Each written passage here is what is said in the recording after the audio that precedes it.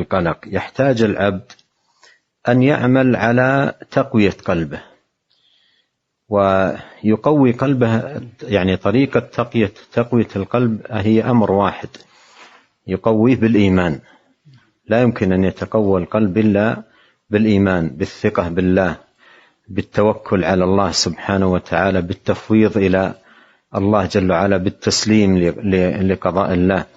فالعبد بحاجة إلى تقوية القلب، بحاجة إلى تقوية القلب. تقوية القلب تكون بالعلم، قراءة القرآن وقراءة أعمال القلوب.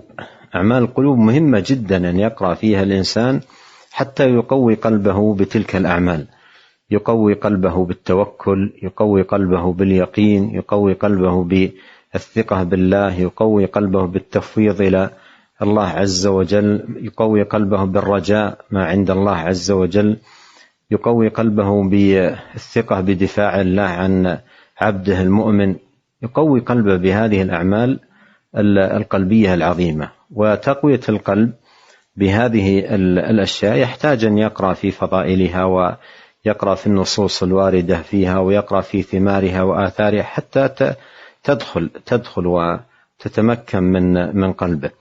فإذا كان القلب قويا تندفع هذه الأشياء وتزول بإذن الله سبحانه وتعالى.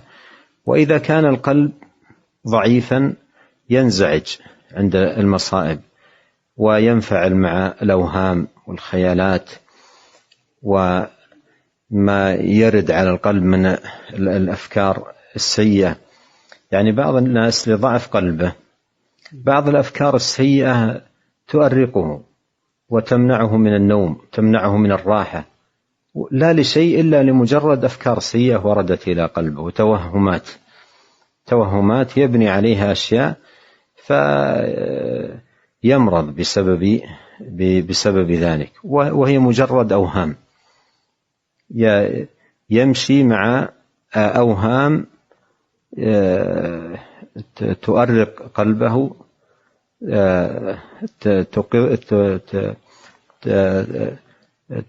تزعج نفسه، تقلقه، تكدر خاطره، تذهب عنه الراحة والنوم، وما هي إلا أوهام. هذه الأوهام ليس لها علاج إلا تقوية القلب بالإيمان والثقة بالله والتوكل على الله سبحانه وتعالى.